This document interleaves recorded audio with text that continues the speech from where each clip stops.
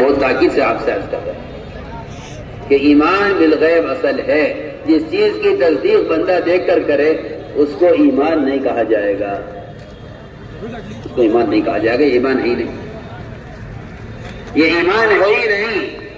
اگر آپ نبی کی خبر پر اگر آپ نبی سے دلیل طلب کر رہے ہیں تو آپ کافر ہیں, مومن نہیں ہیں. پکی بات. اس لیے کہ ایمان لانے کے لیے نبی سے یہ سوال کرنا کہ آپ اگر فلاں کام کرا دو تو ہم جانیں گے کہ آپ اللہ کے رسول ہیں, ہم آپ ایمان لے آئیں گے. مکے کے مشرکین نے یہ کہا آپ صلی اللہ علیہ وسلم سے کہ اے محمد, ہم تمہیں اللہ کا نبی مان لیں گے, تمہیں ایک کام کرا دو. یہ جو پہاڑ ہیں مکے کے, انہیں یہاں سے سرکوا کر ہٹوا کر یہاں ملک شام کی طرح نہریں جاری کرا دو, اور یہاں باغات لگوا دو, اور یہاں نہریں جاری کرا دو, اور یہاں ملک شام کی طرح بہترین قسم کے پھل یہاں ہونے لگے. آپ کہتے نا اللہ بڑی قدرت والے ہیں, آپ اللہ سے یہ کام کروا دو تو ہم سمجھ لیں گے کہ آپ کا اللہ کا کوئی تعلق ہے اور آپ اللہ سے بھیجے ہوئے ہیں, ہم آپ پر ایمان لے آئے. آپ صلی اللہ علیہ وسلم نے اللہ تعالیٰ کے سامنے درخواست پیش کی. دماغ میں بیٹھ جایا اللہ یہ کفاری کہہ رہا ہے. اللہ نے عجیب جواب دیا. اللہ نے فرمایا کہ اے محمد, میں ابھی ایک لمحے میں یہ کہ اللہ رب العزت کا ارادہ موجود ہے.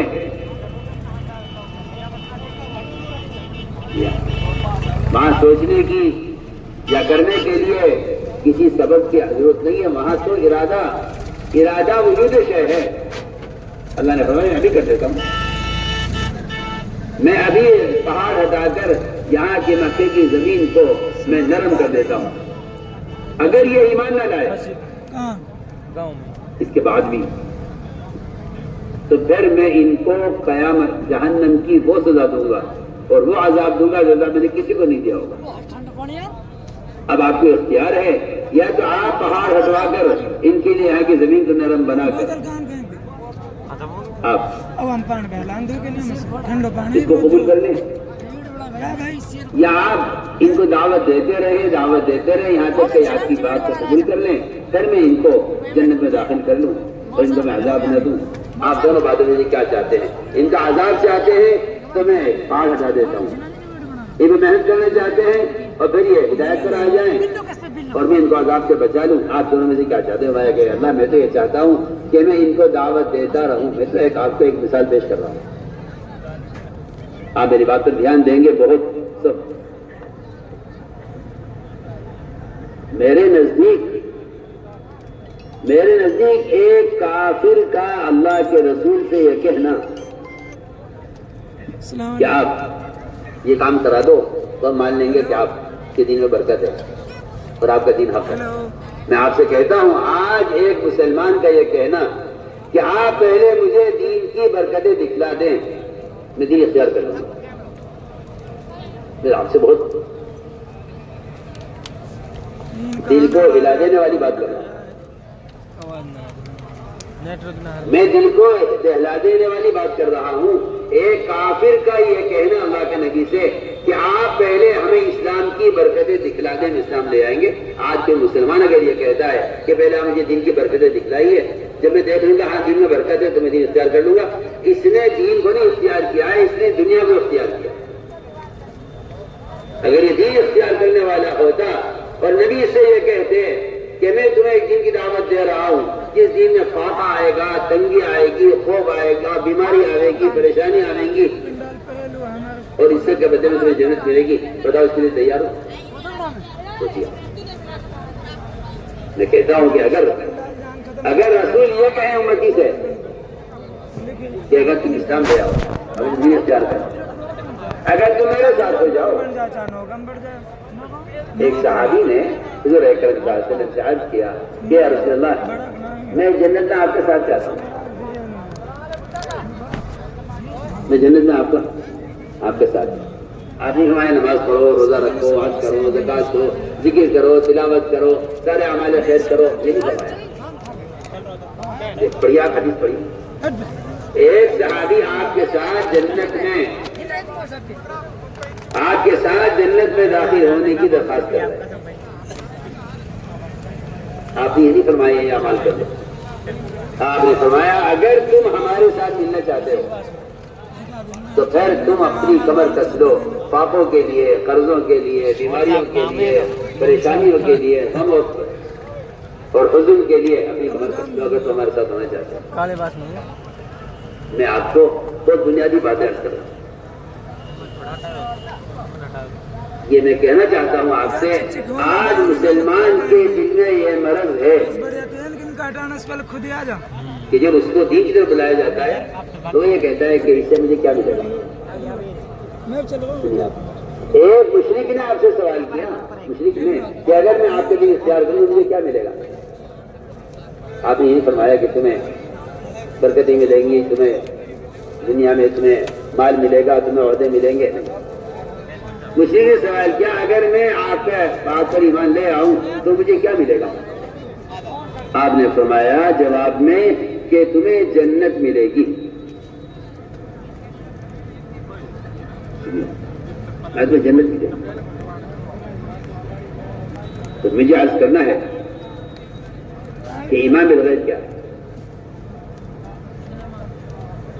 نبی سے غیب کی چیز کو دیکھنے کا مطالبہ کرنا کفر ہے۔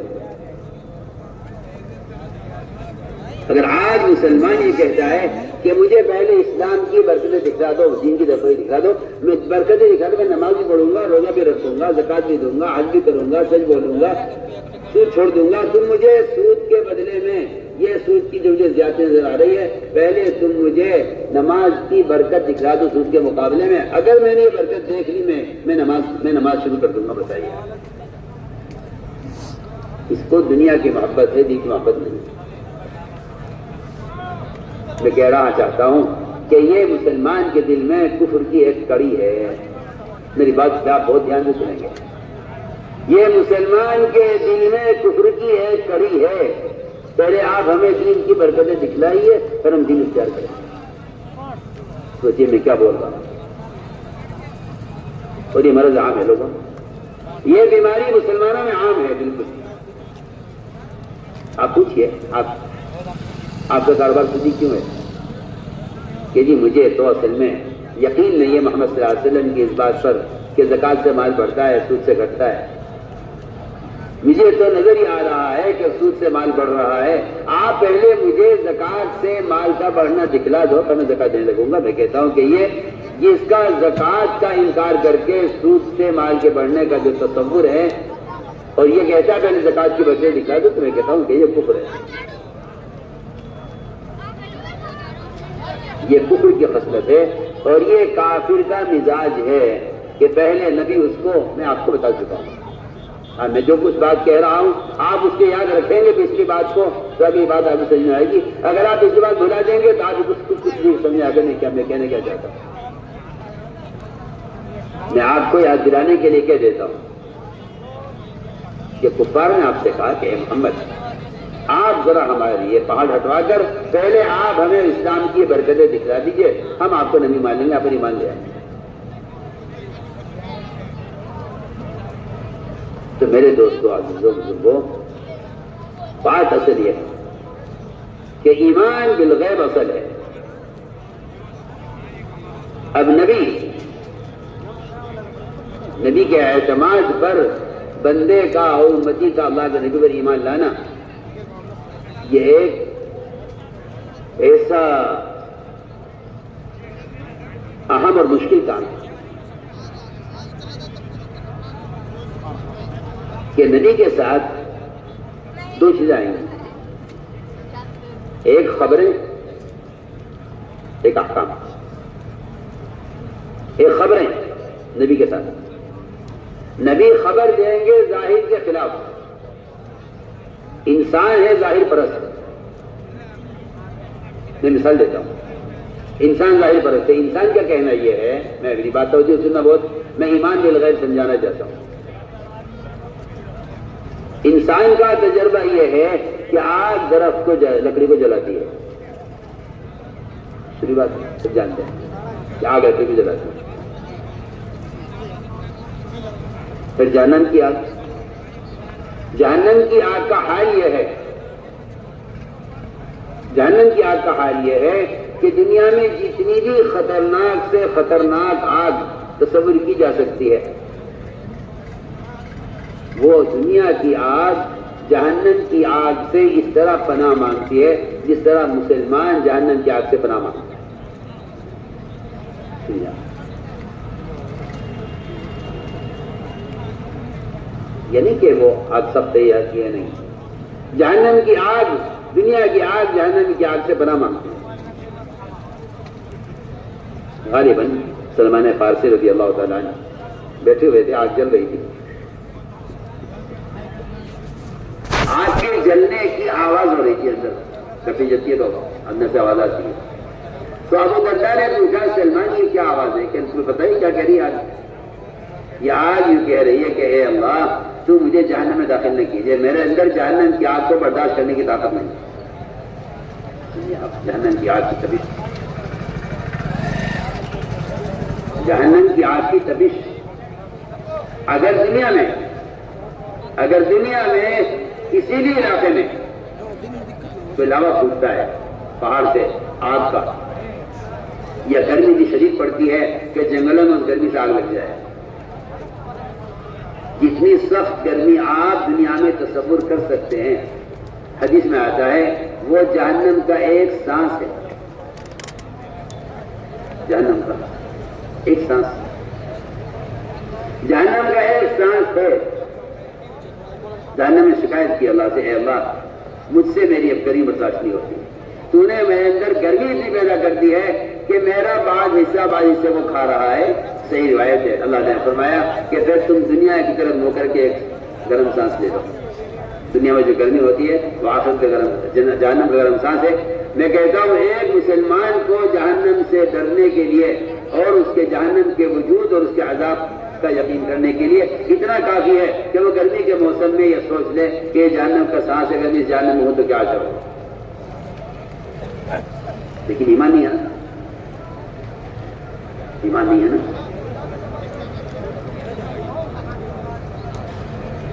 چنانچہ میں عرض کرنا چاہتا ہوں کہ جہنم میں سردی کا عذاب ہے، جہنم میں سردی کا عذاب ہے. دنیا میں اگر کہیں برف پڑتی ہے تو دنیا میں کسی ملک میں اگر برف 12 مہینے رہتی ہے تو وہ جہنم کے زمہریر کے عذاب کا ایک ٹھنڈا سانس ہے جس کو جہنم تنگ آ کر اور برداشت سے پار ہو جاتی ہے ٹھنڈک. تو اللہ سے کہتے ہیں اللہ اب میرا بعض حصہ کو کھا رہا ہے، مجھ سے ٹھنڈک برداشت نہیں ہو رہی ہے، تو مجھے اجازت دے. اللہ فرماتے ہیں کہ دنیا کی طرف منہ کر کے ٹھنڈا سانس دے دے. یہ برف باری ٹھنڈا جہنم کا ٹھنڈا سانس ہے. میں آپ کو پہلے یہ بتانا چاہتا ہوں کہ آخر جہنم ہے کیا.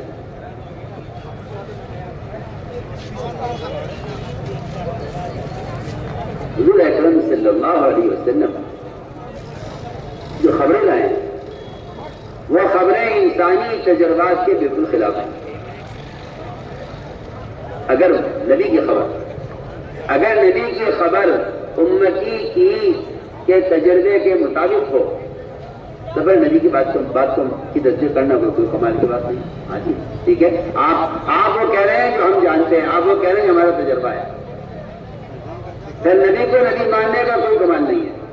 نبی کو نبی ماننے کا کمال جب ہے جب نبی کی لائی ہوئی خبر آپ کے تجربے، آپ کے مشاہدے، آپ کے اسباب، آپ کی جانکاری اس سب کے خلاف ہے. چنانچہ نبی نے خبر دی، آپ نے خبر دی کہ جہنم میں ایک درخت ہے، جہنم میں درخت، جہنم میں ایک درخت ہے. تو کفار نے یہ کہا کہ اگر ہمیں اس جہنم کا کوئی خوف نہیں ہے، کیونکہ جب اس میں درخت ہے تو وہ جو جہنم کی آگ درخت کو نہیں جلائے گی، نہیں جلائے گی. اس کو قرآن نے کتنا کہا ہے کہ اپنے جہنم میں ایک درخت ہے اور وہ فتنہ ہے. فتنے کا مطلب یہ ہے کہ اس میں مومن کے ایمان کا امتحان ہے. کافر کا نہیں, کافر انکار کر دے گا اس کو. وہ تو امتحان کی فہرست میں آیا ہی نہیں ہے. یہ امتحان تو مومن کا ہے. یہ مومن کیا کہتا ہے؟ مومن کیا کہتا ہے؟ آیا مومن نبی کی خبر کا یقین کرتا ہے؟ جو خدا نہ کرے نعوذ باللہ یہ کہتے کہ بھی جب جہنم کے اندر درخت ہے اور جہنم کی آگ اتنی سخت ہے تو جہنم کی آگ ہمیں نہیں جلائے گی. میں کہنا چاہتا ہوں کہ نبی جو خبر دیتے ہیں وہ خبر کافر کے کفر کو بڑھا دیتی ہے, مومن کے ایمان کو بڑھا دیتی ہے اور منافق کے شک کو بڑھا دیتی ہے. ایک ہی خبر تینوں کی حالت میں اضافہ کرتی ہے. ایک خبر جب صحابہ نے سنا وقود الناس والحجارہ کہ جہنم کا ایندھن لوگ اور پتھر ہے, تو صحابی نے اس کی اتنے یقین کے ساتھ سنا کہ آج کی مجلس میں صحابی بیٹھے ہوئے تھے. انہوں نے آپ سے سوال کیا کہ یا رسول اللہ, آپ نے فرمایا ہے کہ جہنم کا ایندھن لوگ اور پتھر ہے, وہ پتھر اتنے بڑے بڑے ہوں گے؟ صحابی نے اشارہ کیا, کتنے بڑے بڑے ہوں گے پتھر؟ فرمایا نہیں, جہنم کا ایک پتھر دنیا کے سارے پہاڑوں سے بڑا ہے. یہ سن کر وہ صحابی بے ہوش ہو گئے. آپ کی بیٹی سے آپ نے سینے پر ہاتھ رکھا, ان کے سینے میں حرکت تھی. فرمایا اس جوان سے کہا کہ کلمہ پڑھ لو. اس نے کلمہ پڑھا اور وہیں انتقال ہو گیا. اس کا ایمان اور یقین اور اس کے جہنم کی تصدیق کا خوف اسے برداشت نہیں ہو سکا. آپ نے فرمایا میں دیکھ رہا ہوں کہ یہ جوان تمہاری مجلس میں بیٹھا جنت میں داخل ہو گیا. یقین والوں کے لیے جنت اتنی قریب ہے, یقین کرنے والوں کے لیے جنت اتنی قریب ہے. عمر بن حمام کو جنت نظر آ رہی ہے احد پہاڑ پر. یہی جنت سامنے جو تو ایسا سمجھتے تھے. شک والوں سے غیب کی چیزیں دور ہو جاتی ہے, یقین والوں کے قریب ہو جاتی ہے. جو شک کرتے ہیں ان سے آخرت دور ہے, اس لیے وہ دنیا کو آگے رکھ کے قدم اٹھاتے ہیں, دنیا کو سامنے رکھ کر چلتے ہیں. جنہیں آخرت قریب ہے وہ دنیا سے رخ پھیر کر چلتے ہیں. انہیں معلوم ہے کہ اس دنیا کی کوئی حیثیت نہیں ہے, یہ مقدر کی مل کر رہے گی, ہمیں آخرت چاہیے. تو میں نے عرض کیا کہ صحابی کی وفات ہو گئی, آپ نے فرمایا جنت میں داخل ہو گیا. صحابہ نے عرض کیا رسول اللہ یہ کلمہ پڑھ کر جنت میں داخل ہو گیا, یہ صرف اس کے لیے ہے یا ہم سب کے لیے ہے؟ فرمایا نہیں, یہ تو قیامت تک آنے والے ہر مسلمان کے لیے ہے کہ جو میرے عذاب سے ڈرے گا اور میری وعید کا خوف کرے گا, اللہ تعالیٰ اس کو جنت میں داخل ضرور کریں گے. یہ تو ہر مسلمان کے لیے ہے. ذالک لمن خاف مقامی وخاف وعید, جو حشر میں میدان میں سامنے کھڑے ہونے سے حساب سے ڈرے گا اور جو شخص جہنم سے ڈرے گا تو میرا عذاب سے ڈرے گا, میرا اس کو جنت میں اس طرح داخل کرنے کا وعدہ ہے. میں ایک مثال دے رہا تھا کہ آپ صلی اللہ علیہ وسلم نے یہ خبر دی کہ جہنم میں درخت ہے, تو کافر نے یہ سوال کھڑا کر دیا. جیسے میں آپ سے کہہ رہا ہوں کھل کر, میری بات بہت توجہ سے سنو, میں کچھ کہہ رہا ہوں. جو بحث کافر کر رہا ہے آپ صلی اللہ علیہ وسلم سے, آج یہ بحث مسلمان کرتا ہے مسلمان سے. میں آپ سے بہت بنیادی باتیں کر رہا ہوں.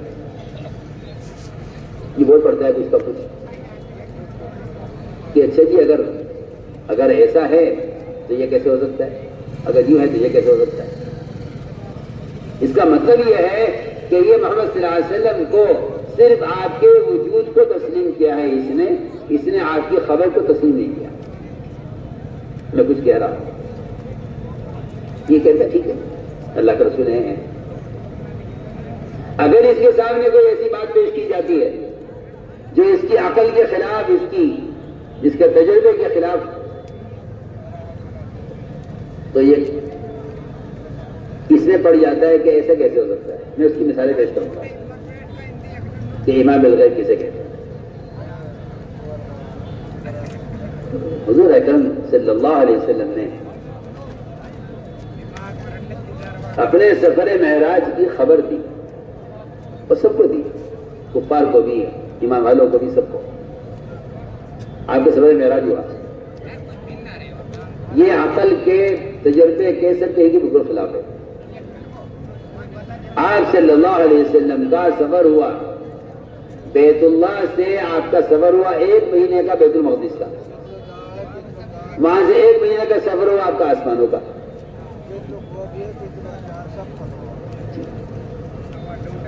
1 مہینے کا سفر ہوا بیت المقدس کا، وہاں سے آپ کا سفر ہوا آسمانوں کا، جس کی مسافت، جس کی مدت کتنے دن کی ہے، کوئی اس کو کتنے سال کی ہے، کوئی کچھ نہیں کر سکتا، اس کسی کو معلوم بھی نہیں۔ 50,000 سال کا سفر وہ تو جبرائیل کا ہے، جبرائیل تو وہ پیچھے رہ گئے تھے، آگے کا سفر کتنا ہوا ہے اسے کوئی نہیں جانتا۔ سنو کان کھول کے بعد، جو لوگ شریعت میں اور دین کے نبی کی خبروں میں اپنی عقل لڑاتے ہیں، وہ نبی کی بات کا انکار کرتے ہیں۔ آج میں آپ سے کہتا ہوں، جو مسلمان دین کو عقل سے سوچے گا وہ دین کا انکار کرے گا، کیونکہ خبر کی اور حکم کا مدار عقل پر نہیں ہے۔ نبی کی خبر کا اور نبی کے لائے ہوئے دین کا مدار عقل پر نہیں ہے۔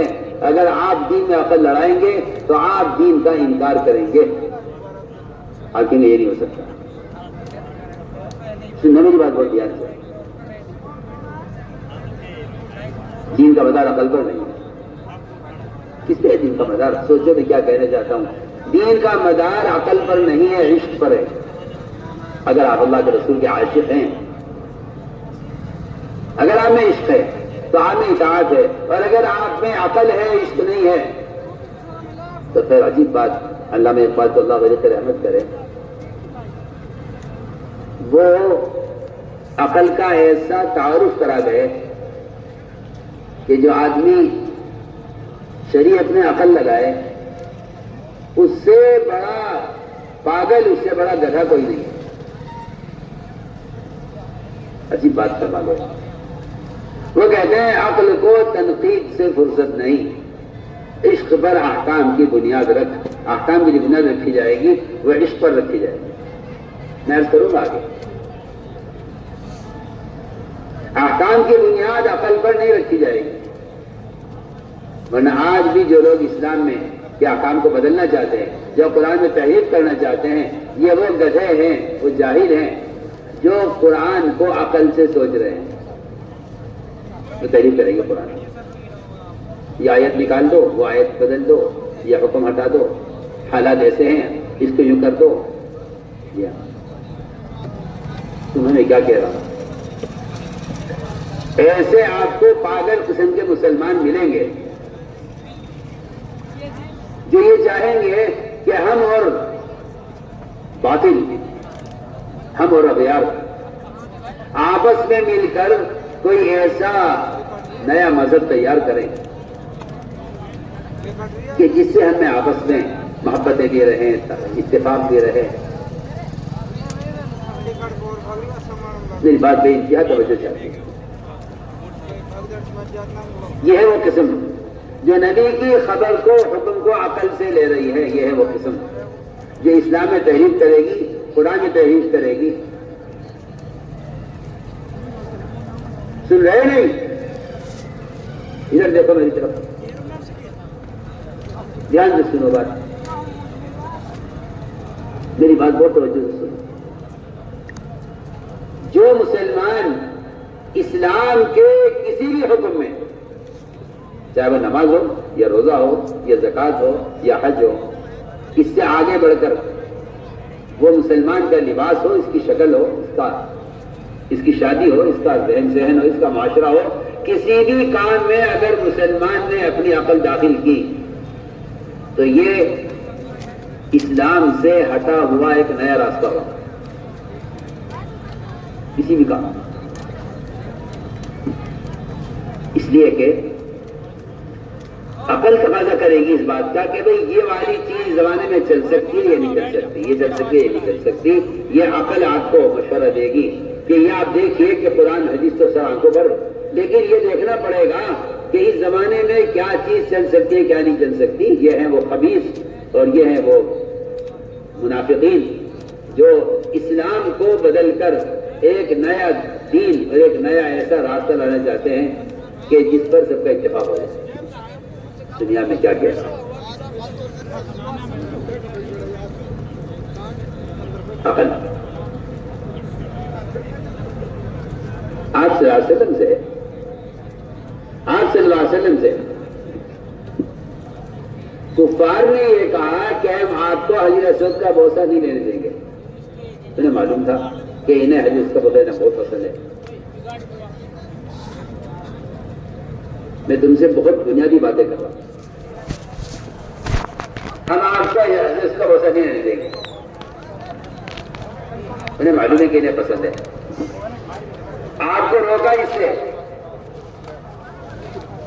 پھر یہ کہنے لگے کہ اگر آپ اس کا بوسہ لینا چاہتے ہیں تو ہماری ایک شرط پوری کرنا۔ ٹھیک ہے شرط؟ انہوں نے آپ سے یہ کہا کہ ہماری آپ سے درخواست یہ ہے کہ آپ ہمارے بتوں کے سامنے جھکتے ہوئے جایا کریں اور ہمارے بتوں پر تبرک کے طور پر ہاتھ پھیرا کریں، تاکہ اس سے ہمارے آپ کے درمیان جو لڑائی اور جھگڑے اور دوریاں اور دشمنیاں اور نفرتیں پیدا ہو رہی ہیں یہ ختم ہو جائیں، آپس میں ہمیں محبتیں ہو جائیں، ہم آپس میں مل جل کر رہیں۔ یہ دیکھیے آپ، میں آپ کو بہت گہری بات کر رہا ہوں، اللہ کرے کوئی توجہ سے میری بات کو لے لے، سن لے۔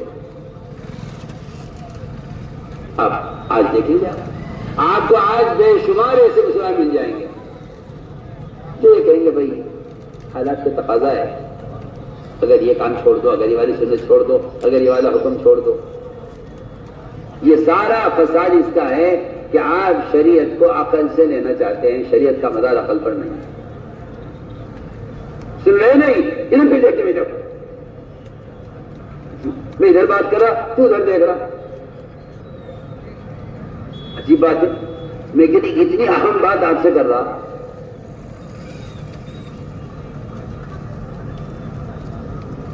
یہ ہے مرض اندر کہ بھئی آج کل کے حالات ایسے ہیں، ان حالات میں اگر یوں کر لیا جائے یوں کر لیا جائے تو میری بات ہے۔ آپ میری بات توجہ سے سنیں بہت،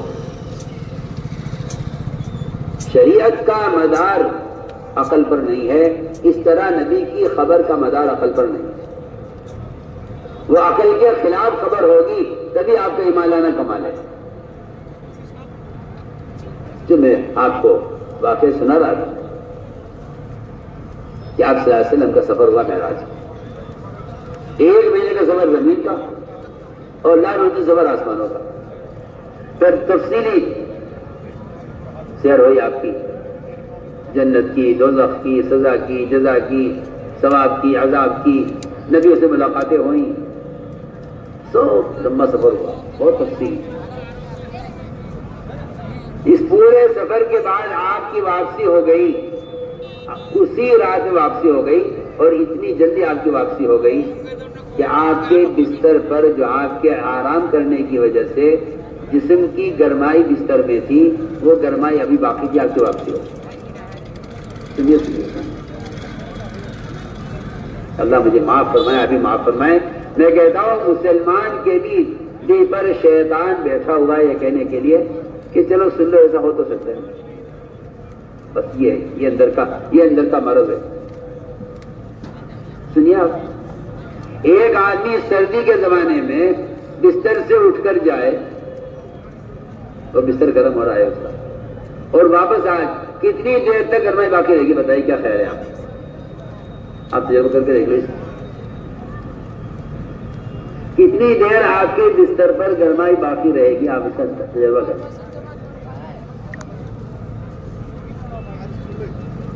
آپ صلی اللہ علیہ وسلم کا 1 مہینے کا سفر زمین کا، بیت اللہ سے بیت المقدس، وہاں سے آسمانوں کا سفر،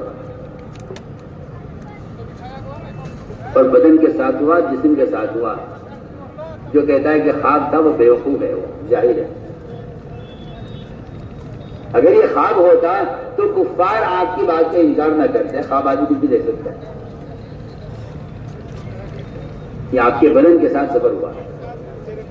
چنانچہ آپ نے صبح اٹھ کر ابو جہل کو خبر کی. ابو جہل نے کہا کہ شہروں میں سب کو جمع کر لوں. لوگ دوڑے گئے وہ صدیق کے پاس. دیکھو جی آپ کے نبی کیا کہہ رہے ہیں. آج کی بات تو نعوذ باللہ ایسی بات کہہ رہے ہیں جو گلے اتر ہی نہیں رہی کسی طرح. دیکھو تو کیا کہہ رہے ہیں کہ رات کو چلے یہاں سے, 1 مہینے کا سفر کر لیا.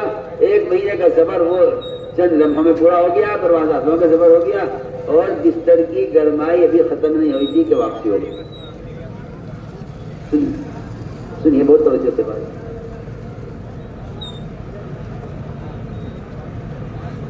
لوگ دوڑے ہوئے اس صدیق کے پاس جا کر کہا کہ اے ابو بکر دیکھو تسی کیا کہہ رہے تمہارے ساتھی.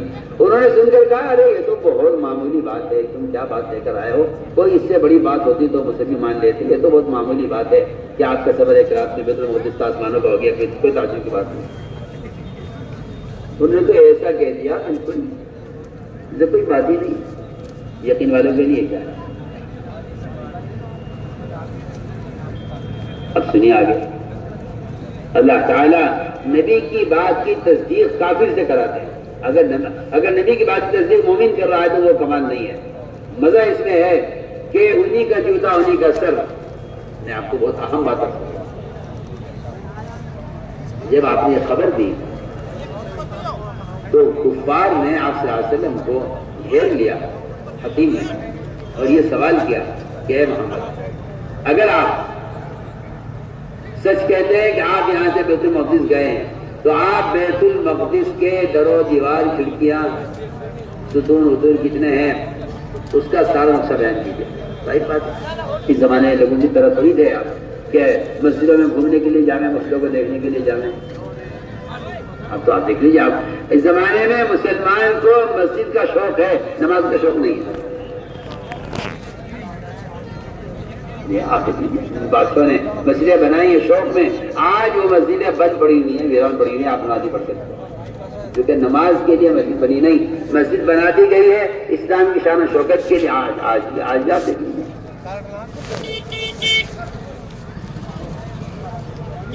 آج آپ دیکھیے آثار سجا کی مسجدیں بند ہیں, آپ نماز نہیں پڑھ سکتے کیونکہ وہ جاتے ہیں لوگ مسجدوں میں گھومنے کے لیے. مسجدوں کو کا کہ در و دیوار, وہاں کے پتھر اور وہاں کے دروازے, وہاں کی لکڑی, وہاں کے سامان دیکھنے کے لیے. بلکہ قیامت کی نشانیوں میں سے فرمایا اس کو کہ مسجدوں کو مزین کیا جائے. چنانچہ آپ صلی اللہ علیہ وسلم سے سوال کیا گیا آپ کو کیا معلوم, آپ گئے مسجد میں نماز پڑھ کے آ گئے. جب آپ سے سوال ہوا تو آپ پریشان ہو گئے بہت کہ میں نے کیا جواب دوں. مجھے جھٹکا رہے ہیں کہ اگر آپ ایک رات میں آپ یہاں سے بیت المقدس چلے بھی گئے, واپس بھی آ گئے, آسمان میں سفر بھی ہو گیا, تو اللہ تعالیٰ نے بیت المقدس کو آپ کے سامنے پیش کر دیا. آپ ایک ایک چیز دیکھ دیکھ کے بتاتے تھے, ایک ایک چیز دیکھ کے بتاتے تھے. کوئی دروازے ہیں, اتنی کھڑکیاں ہیں, اتنے ستون ہیں, اتنی دیواریں ہیں. اور جو لوگ وہاں گئے ہوئے تھے کہا بالکل سچ کہہ رہے ہیں, اسی طرح ہے. مگر جس کے مقدر میں ایمان لانا ہوتا ہے وہ نبی کو سچا کہہ کر مسلمان ہو جاتا ہے. جس کے مقدر میں ایمان لانا نہیں ہوتا وہ نبی کو ساحر جادوگر کہہ کے انکار کر دیتا ہے کہ جس جادو.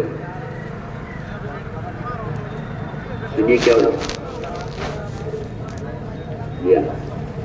اس لیے کہ جب حق بات کہی جاتی ہے, جب حق بات کہی جاتی ہے تو جن کے دلوں سے حق بات دل کے دل میں اترتی نہیں ہے وہ صحیح بات کو لے کر غلط لوگوں کے پاس جاتے ہیں.